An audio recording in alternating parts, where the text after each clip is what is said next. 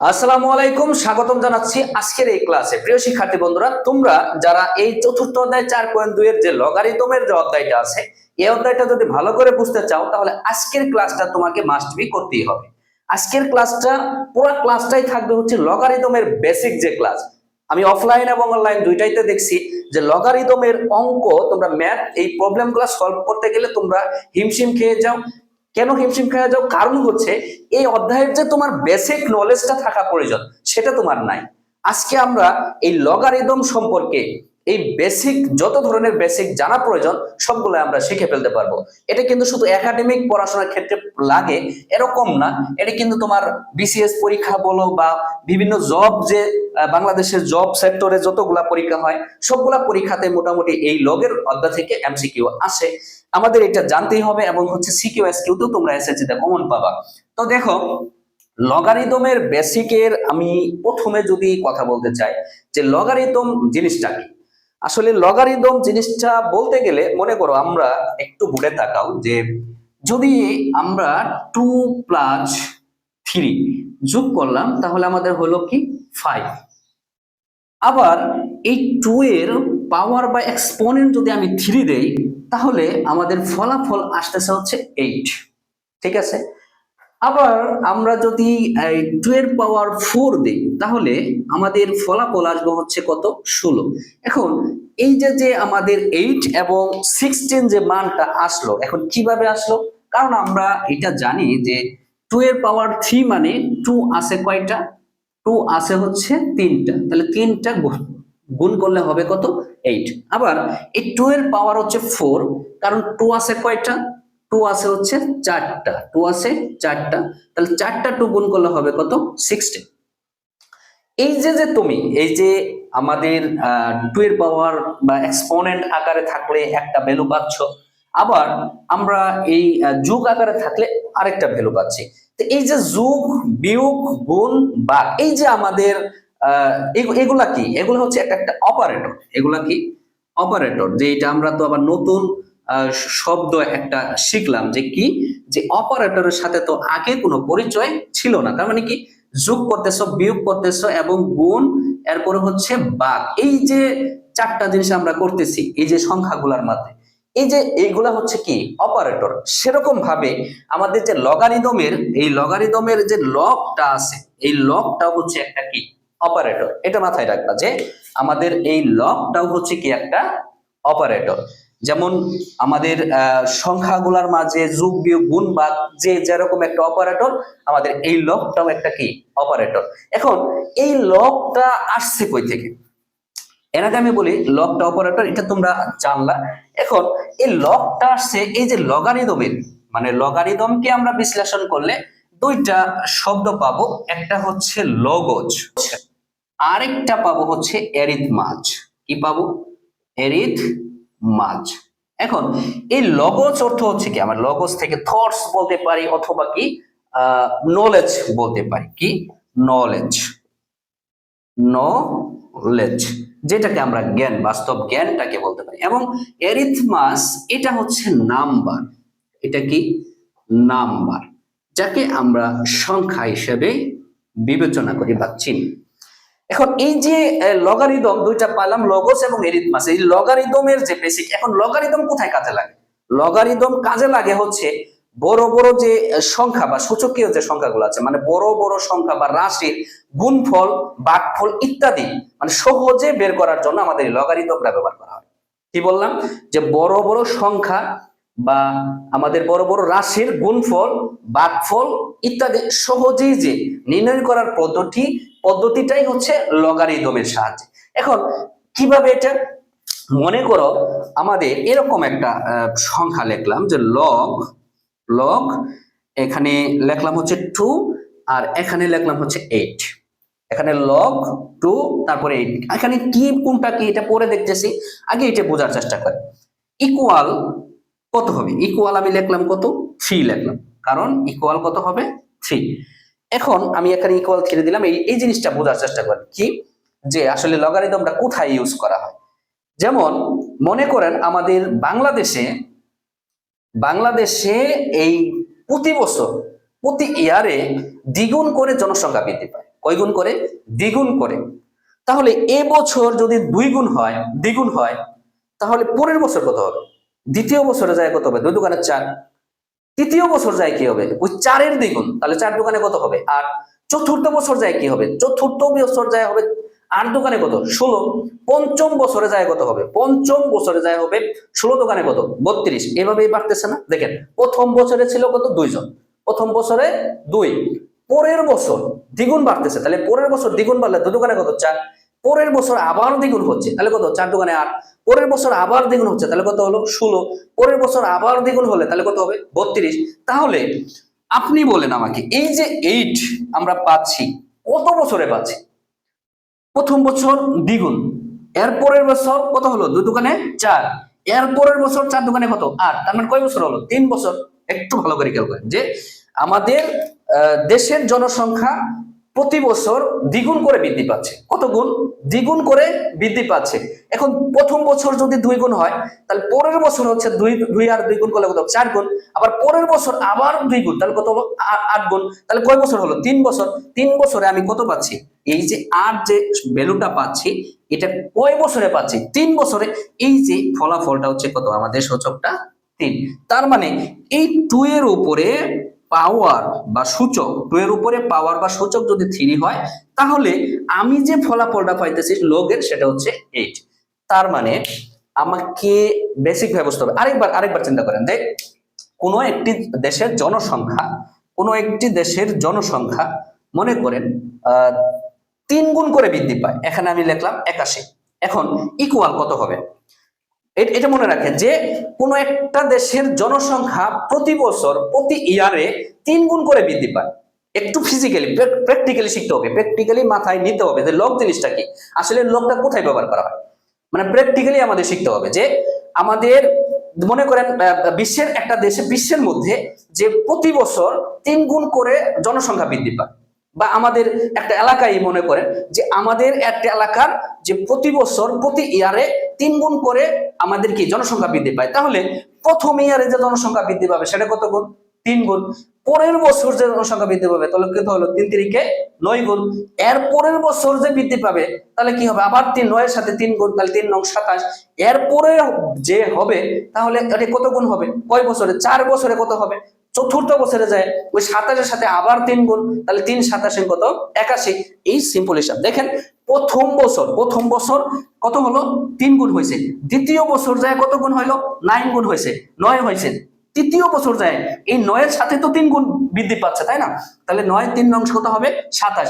আবার 3 গুণ বৃদ্ধি পাচ্ছে। এই 27-এর সাথে যদি 3 গুণ করেন তাহলে কত হবে? 81। তো এই 81টা যে পাচ্ছেন, 81টা যে পাইলেন আপনি, এটা কত বছরে পাইলেন? এটা 1 বছরে পাইলাম, 2 বছরে, 3 বছরে, এই যে কত বছরে? 4 বছরে। তার মানে এখানে ফলাফলটা হবে কত? 4। Very simple. আশা করি তোমরা বুঝতে পেরেছো যে এখানে আমাদের ফিজিক্যালি চিন্তা ভাবনা করলে কিভাবে ফলাফল করি, যে প্রথম বছরে যদি 3 গুণ হয়, দ্বিতীয় বছরে 3 3 9 গুণ, তৃতীয় বছরে 3 9 27 গুণ, চতুর্থ বছরে ওই 27 গুণেরই তো 3 গুণ বাড়তেছে, তাই না? তো 27-এর সাথে আবার 3 গুণ করলে কত হবে? 81 হবে। আশা করি তোমরা এটুকু বুঝতে পেরেছো। আসলে মানে আমাদের এই একটু ফিজিক্যালি, একটু প্র্যাকটিক্যালি চিন্তা ভাবনা করতে হবে। চিন্তা ভাবনা করে তারপরে লজিক্যালি আমাদের মাথায় সেট করতে হবে, না হলে তো তুমি বুঝবা না। আমি এই ম্যাথ এই ধুমধাম এসে বললাম এইটা পড়ো, এটা পড়ো, দুইটা তিনটা করলেই 100% শতভাগ এই গণিতে এমসি তুমি 100% পরীক্ষায় কমন পাবা। আরে ভাই, পরীক্ষায় কমন পাওয়া আর তুমি অধ্যায়ের যে কিছু শিখা বা গণিত কিছু শিখা এক জিনিস না তো। পরীক্ষায় তুমি যদি ভালো করে বেসিক সহকারে শিখো তাহলে তো পরীক্ষায় এমনি কমন পাবা। আর তুমি যদি মনে করো শুধু এই 100% কমন, এই 2টা ম্যাথ করলে এই অধ্যায় শেষ, তুমি যদি ভাই একাডেমিক পড়াশোনায় যদি এই সূত্র ফলো করে তুমি যদি সামনে আগাও, তুমি কি এই একাডেমিক বেসিক কিছু শিখতে পারলা? আমাকে তুমি বলো তো, যে কি শিখবা? যে আমি অধ্যায়ের বেসিক জানি না, এই লগ ব্যবহারটা কোথায়, লগ কোথায় থেকে আসতেছে, আমি বেসিক সম্পর্কে লগের কিছু বুঝি না, তাহলে ভাই আমি এসএসসি তে গোল্ডেন এ প্লাস পাইলাম। এখন 5টা ম্যাথ তুমি বেসিক পারো না, কিছু পারো না, ওই 5টা ম্যাথ সারা বছর করলা। আরে ভাই, তুমি পরীক্ষায় ভালো রেজাল্ট করলা, ভালো রেজাল্ট দিয়ে তুমি কি করবা? ভবিষ্যতে টিকে থাকার জন্য তোমাকে অবশ্যই বেসিক দিয়ে তারপরে শিখতে হবে।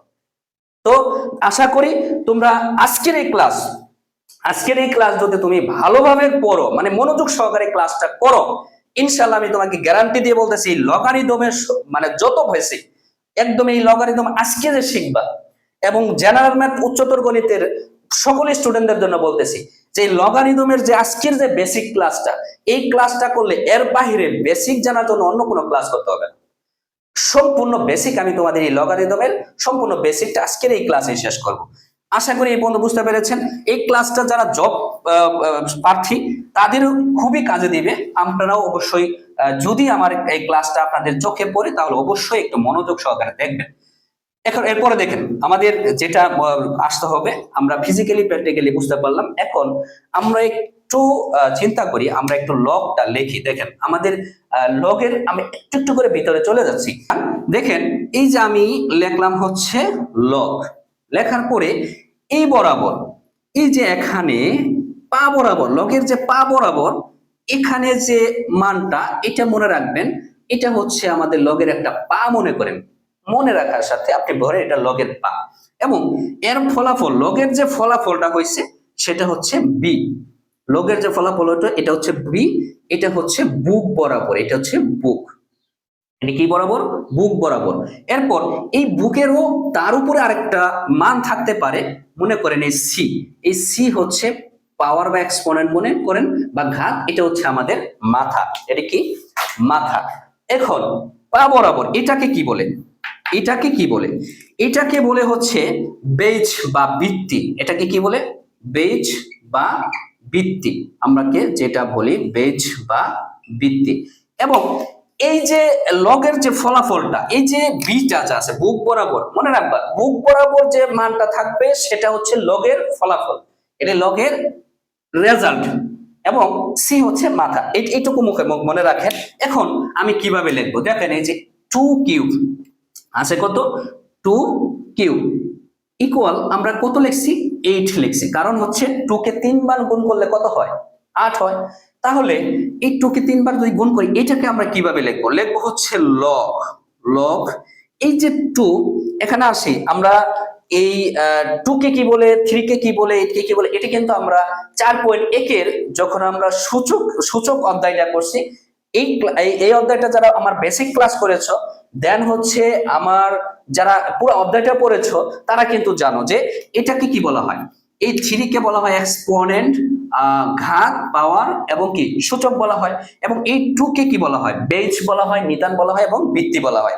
তো এই যে 2টা যে আছে, এই 2টা এটা হচ্ছে বেজ, এটা চলে যাবে এই লগের পায়ে। কোথায় চলে যাবে? লগের পায়ে চলে যাবে। এবং এই লগের যে ফলাফলটা আছে, লগের যে ফলাফলটা আছে, এই সেই ফলাফলটা যাবে লগের বুকে। কোথায় যাবে? লগের বুকে। লগের বুকে ইকুয়াল এই যে সূচক বা এক্সপোনেন্ট যে মানটা 3, এটা চলে যাবে আমাদের কোথায়? সমান চিহ্নের ডান পাশে। তার মানে বোঝো যে 2 এর সূচক সমান হচ্ছে তার ফলাফল। 2 এর সূচক সমান হচ্ছে তার কি? ফলাফল। ফলাফলটা লগের সবসময় বুকে থাকে, এটা একটু মাথায় রাখতে হবে। আচ্ছা, এখন মনে করেন আমাদের এরকম একটা টপিক আছে যে a two the power x equal to b। আমি আরেকটু কথা বলে রাখি, যেটা বিসিএস পরীক্ষাতেও চলে আসছিল এরকম একটা প্রশ্ন, যে a two the power x equal to b সমান কি হতে পারে? হবে এরকম যে log a b equal to হচ্ছে x। এটা যে হয়েছে, এটি কোন শর্তে হয়েছে? শর্তটা হচ্ছে একটু মাথায় রাখো, শর্ত হচ্ছে এর মান ঋণাত্মক হতে পারবে না। তার মানে কি? 0-র চাইতে বড় হতে হবে, এবং এর মান 1 হতে পারবে না। কি হতে পারবে না? 1 হতে পারবে না। দুইটা কন্ডিশন। এই যে এটাই অপশনে ছিল যে কোন শর্তে এটা সঠিক। এই শর্তটা হচ্ছে এটা, যে a greater than 0, comma a not equal to 1। তার মানে এখান থেকে আপনি কি শিখতে পারছেন? লগের যে বেজ বা বৃত্তি বা পায়ে যে মানটা থাকবে, এই পাতে যে মানটা থাকবে সেটা শূন্য হতে পারবে না। কি হতে পারবে না? শূন্য হতে পারবে না, নেগেটিভ কোনো মান হতে পারবে না, এবং হচ্ছে 1 হতে পারবে না। তার মানে কি? 1 থেকে বরং যে কোনো মান হতে পারে, 2 হতে পারে, 3 হতে পারে, 4 হতে পারে, এভরিথিং, মনে করেন সামথিং, যে কোনো মান হতে পারে, কিন্তু আমার এই বেজ কখনো শূন্য অথবা ঋণাত্মক হতে পারবে না, 1ও হতে পারবে না। তার মানে আপনি একটু এখানে এইভাবে লিখে রাখেন যে বেজ মানে শূন্য ও ঋণাত্মক ঋণাত্মক ঋণাত্মক কোনো মান ঋণাত্মক কোনো মান লগারিদম হয় না, লগারিদম হয় না। বুঝতে পারছেন কি বলছি? যে শূন্য ও ঋণাত্মক কোনো মান কি হবে না, লগারিদম হবে না। তার মানে কি, এই যে লগের যে বেস থাকবে সেটা শূন্য হতে পারবে না, ঋণাত্মক মানও হতে পারবে না, এবং 1ও হতে পারবে না। ক্লিয়ার? ওকে, এটা যদি বুঝতে পারেন তাহলে আমাদের দেখেন এই যে 2 to the power 4 equal to 16 লিখছিলাম না, এই যে 2 to the power 4 equal to লিখছিলাম 16, এটাকে যদি আমি লগ আকারে প্রকাশ করি, কি আকারে? লগ আকারে, তাহলে কি লিখতে পারি? লগ, এরপরে বেজ হচ্ছে কত? 2, এই যে 2 দিলাম, এরপরে আমার যে ফলাফলটা কত আসছে? 16 আসছে, এই 16টা আমি দিব এই লগের বুকে, ইকুয়াল হবে আমার এই যে এক্সপোনেন্ট a4, এই 4 এর জায়গায় হবে। আশা করি আপনারা এই পর্যন্ত বুঝতে পেরেছেন, বুঝছেন কিনা বলেন? যদি বুঝতে না পারেন আমাকে কমেন্ট করবেন, আমি আপনাদের পুনরায় আবার বোঝানোর চেষ্টা করব। তবে বেসিক একটু ধৈর্য সহকারে শিখেন, ইনশাআল্লাহ আমি যত এই লগারিদমের যা বেসিক কনসেপ্ট, আপনার মৌলিক যে বেসিক গুলো জানতে হবে, সেটা আজকের এই ক্লাসে আপনাদের বেসিক ক্লিয়ার হয়ে যাবে। দেখেন, আশা করি এই পর্যন্ত বুঝতে পারেন। এখন আরেকটা বিষয় জানবো, সেটা হচ্ছে কি জানেন, এই যে বি মানে বুকে যে মানটা থাকবে সেটা কি হবে? পরিবর্তনশীল হতে পারে, সেটা পরিবর্তন হবে, সেটা পরিবর্তন আমাদের করতে হবে। কি করতে হবে? পরিবর্তন করতে হবে। কিন্তু এই বেজ বা পায়ে যে মানটা থাকবে এটা আমরা অপরিবর্তিত অবস্থায় রাখবো। এখন এটা পরিবর্তন করা যায় না। যদি আমি সম্পূর্ণটা বলি যে পরিবর্তন করা যায় না, তাহলে এটা একটু ভুল হবে, সামান্য ভুল হবে, কারণ পরিবর্তন করা যায় কিন্তু সেটা সিস্টেমে। তবে আমাদের এসএসসি লেভেল এই বেজের মানে এই বেজের পরিবর্তন করা লাগবে না, মানে সিস্টেমে করা যায়, সেটা হাই লেভেলে উঠলে সেটা আমরা সেটা শিখাবো। কিন্তু এখানে আমাদের এটা অপরিবর্তন হিসাবেই রেখে দিব। আমাদের বেজে নিয়ে আমাদের বেজ যা আছে আমরা চেষ্টা করব তার বুকে যে ফলাফল, লগের যে ফলাফলটা সেটা পরিবর্তন করা। আশা করি এই পর্যন্ত কনসেপ্টটা বুঝতে পেরেছেন। এখন আমরা যেটা শিখবো সেটা হচ্ছে এই যে মাথা আছে না, এই মাথাটা আমরা কোথায় দিতে পারি? এই মাথাটা আমাদের লগের সামনে চলে আসবে, মাথায় রাখতে হবে। এটা আপনার মাথা, তো মাথাটাকে এই পাশে নিয়ে আসতে হবে। বুঝতে পারছেন? আমাদের এটা থিঙ্কিং করে মাথায় রাখতে হবে যে আমাদের যে পায়ে থাকবে বেজ এবং বুকে থাকবে লগের ফলাফল, এবং আমার যদি এই বুকের ফলাফলের উপরে এক্সপোনেন্ট, গান বা পাওয়ার বা সূচক যদি থাকে, এই মাথার ফলাফলটা আমাদের সামনে চলে আসবে। তার মানে এটাকে আমি এভাবে লিখতে পারি, সি লগ এ ভিত্তিক তার ফলাফল হচ্ছে কত? বি। এভাবে লিখতে পারি। কিভাবে? তাহলে আরেকটা এক্সাম্পল দেখেন। মনে করেন আমাকে আছে এইভাবে, log a n to the power আছে আর, এটাকে আমি লিখতে পারি এইভাবে, এই যে বেসটা, এই যে আমাদের পাওয়ারটা, এই আরটাকে আমি কি দিতে পারি? সামনে লিখতে পারি, সামনে দিয়ে দিতে পারি। এটা হচ্ছে, আপনি এই কনসেপ্টটা একটু মাথায় রাখতে হবে। যখন আমরা ম্যাথ করব ওই সময় দেখবেন অনেক ধরনের এই ধরনের অনেক প্রবলেম আমাদের এইভাবে সলভ করতে হবে। তাহলে আমাদের জানলাম যে লগের যে মাথায় যে ফলাফলটা থাকবে সেটা আমরা লগের সামনে দিতে পারি। ওকে, আরেকটা জিনিস শিখলাম যে এখানে আমাদের বুকে যে মানটা থাকবে মানে লগের যে মানটা থাকবে সেটা পরিবর্তনশীল, পরিবর্তন হতে পারে, আমাদের পরিবর্তন করতে হবে। কিন্তু আমাদের যে পায়ে যে থাকবে বেজ সেটা আমাদের অপরিবর্তিত অবস্থায় থাকবে। ওকে, আরেকটা শিখলাম যে আমাদের লগের যে ভিত্তি বা বেজ শূন্য বা ঋণাত্মক কোনো লগারিদম হয় না, এটা জানি। তার মানে এই যে আমাদের যে এ বেজ যেটা মানটা হবে সেটা অবশ্যই শূন্যের সাথে বড় হবে, ঋণাত্মক অথবা ঋণাত্মক বলতে কি বোঝায়? যেমন মনে করেন এখানে নেগেটিভ কোনো মান, মানে এখানে এরকম জাতীয় কোনো মান এরকম ভাবে হবে না, -2 এরপরে হচ্ছে কত?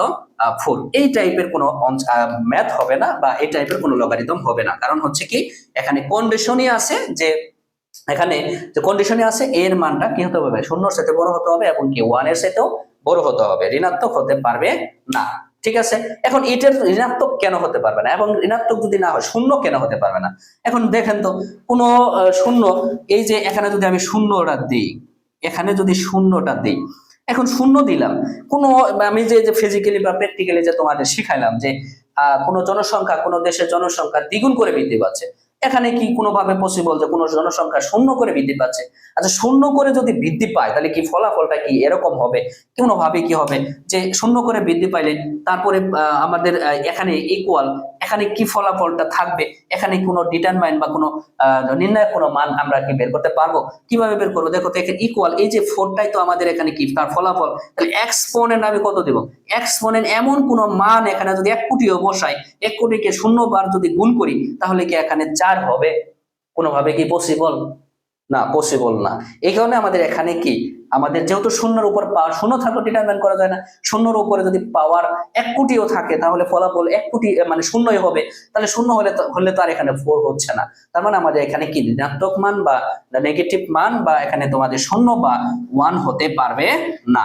ওকে, এই পর্যন্ত যদি তোমরা বুঝতে পারো, তাহলে আমি একটু পরবর্তী টপিকে একটু যাব। দেখেন, আমরা লগের সূচকের বেলায় শিখছিলাম যে আমাদের এর সময় কি হয়, আমাদের গুণের সময় আমরা শিখছিলাম যে গুণের সময় বেজ যদি সেম হয় তাহলে আমাদের সূচকগুলা কি হবে? যোগ হবে, রাইট? এখানেও সেম ভাবে 1 নাম্বার, এখানেও সেম, যে লগের যদি আমাদের বেজ, যাই হোক, আমাদের এই যে বুকের যে ফলাফলটা যদি গুণ আকারে থাকে, এমনটা কি গুণ আকারে, তাহলে এটাকে আমি এইভাবে লিখতে পারবো, লগ এ, তারপরে এম প্লাস লগ এ, তারপরে লিখবো এন। আশা করি তোমরা বুঝতে পেরেছো যে আমরা এই লগ এ ভিত্তিক বেইজের, হ্যাঁ, যদি এম এন ফলাফল হয় লগের, তাহলে এটাকে আমরা এই ফরম্যাটে লিখতে পারবো। যেমন এরকম মনে করো যে লগ, এক্সাম্পল হিসাবে লগ এখানে মনে করো 5 আছে, এখানে আছে মনে করো 6 গুণন কত 2 আছে, তো এটাকে আমি কিভাবে লিখতে পারি? সরাসরি গুণ করে লিখতে পারি, অথবা মনে করো যে এখানে 6 গুণন বি আছে, তো এটাকে আমি এই ফরম্যাটে যাব, তাহলে কি হবে? লগ এখানে হবে 5, এরপর হবে 6 প্লাস লগ, তারপর হচ্ছে 5, এখন এই যে ইনটু এখানে দিব বি। আশা করি তোমরা বুঝতে পেরেছো আমরা গুণাকারে কিভাবে করব। যখন আরো ম্যাথ করব তখন এই সূত্রের বেসিক, এই সূত্রটা কিভাবে প্রয়োগ করলাম সেটা তোমরা আরো ক্লিয়ার বুঝতে পারবা। এটা কিন্তু একটা সূত্র, এটাও তোমাদের একটু মাথায় রাখতে হবে। এরপর দ্বিতীয় নাম্বার যে সূত্রটা, সেটা হচ্ছে আমরা শিখছিলাম যে সূচকের বেলায় যে আমাদের যদি সম্পর্কটা কি থাকে, ভাগ থাকে, কি থাকে? ভাগ। সূচকের বেলায় কি হয়েছিল? পাওয়ার বা সূচকটা কি হয়েছিল? বিয়োগ হয়েছিল। এখানেও সেম, যে আমরা লগ দেব, এরপরে এ, এখানে আমরা কি করব? বিয়োগ করব। কি করব? বিয়োগ করব। আশা করি তোমরা বুঝতে পেরেছো।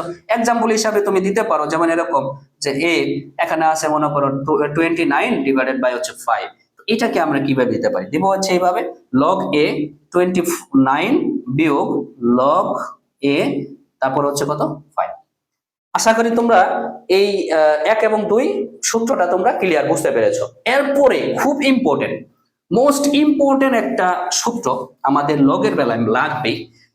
প্রত্যেকটা সূত্র ইম্পর্টেন্ট, তবে এটা একটু বেশি গুরুত্বপূর্ণ এবং এমসিকিউতে আসে, প্লাস হচ্ছে বিভিন্ন জব পরীক্ষাগুলোতে আসে।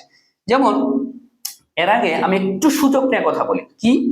দেখো, আমি একটু এখানে দাগ দিলাম, আমি শূন্য সূচকে শিখে আসছিলাম যে পৃথিবীতে শূন্য ব্যতীত পৃথিবীতে যে কোনো মানের পাওয়ার যদি সূচক এক্সপোনেন্ট যদি 0 হয়, শূন্য ব্যতীত, এই যে বেজে শূন্য ব্যতীত যে কোনো মানের পাওয়ার বা সূচক এক্সপোনেন্ট যদি 0 হয়, তার ফলাফল কত?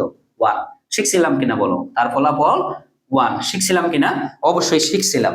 তাহলে আমি জানি যে এখানে যে আমাদের যে বেজের যে কোনো মানের উপর যদি পাওয়ার বা এক্সপোনেন্ট যদি 0 হয়, তার ফলাফল কত? 1, রাইট? তাহলে আমি এখানে কি লিখতে পারি? আমি এখানে একটু শিখে আসলাম না, দেখো তো, লগ, এই যে এটা হচ্ছে আমার বেজ, লগের পায়ে চলে যাবে, গেল। এরপর যে ফলাফলটা, এই যে আমাদের যে এই ফলাফল যেটা পাচ্ছি লগের, সেটা লগের কোথায় যাবে? বুকে চলে যাবে। তাহলে আমি বুকে দিয়ে দিলাম।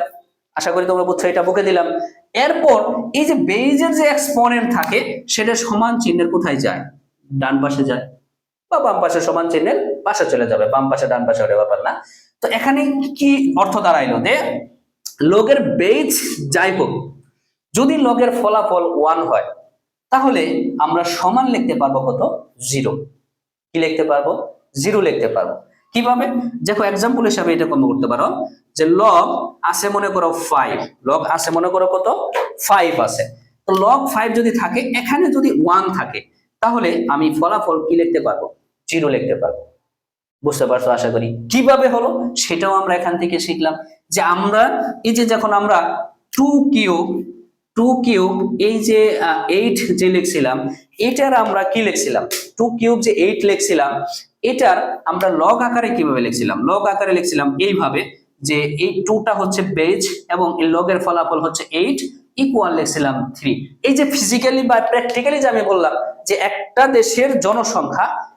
দেশের জনসংখ্যা কত দ্বিগুণ করে বৃদ্ধি পেয়েছিল, সেটা কত বছরে? যত বছর হয়েছে সেটা হবে সমান চিহ্নের ডান পাশে, এবং যত হয়েছে ফলাফলটা সেটা হচ্ছে লগের বুকে। তাহলে আমাদের এখানে এটা যেভাবে লিখছি আমরা এই ফরম্যাটটাও সেখানে এই সূত্র থেকে, এই সংখ্যা থেকেই আমরা পাইলাম। তার মানে এটা মনে রাখবো, আমাদের একটা লগের বেজ যতই হোক, যদি তার বুকে ফলাফল 1 হয় তাহলে তার সমান আমরা লিখতে পারি হচ্ছে কত? 0। আশা করি এই কনসেপ্টটা তোমরা ক্লিয়ার বুঝতে পেরেছো। এরপর আমরা আরেকটা শিখছিলাম, দেখো যে আমাদের বেজের সূচক বা এক্সপোনেন্ট যদি 1 হয় তাহলে তার ফলাফল কত? সেই বেজই শিখছিলাম কিনা 4 পয়েন্টে কি? হ্যাঁ শিখছিলাম। তাহলে এটাকে আমি কিভাবে লিখতে পারি? লগ আকারে কিভাবে লিখতে পারি?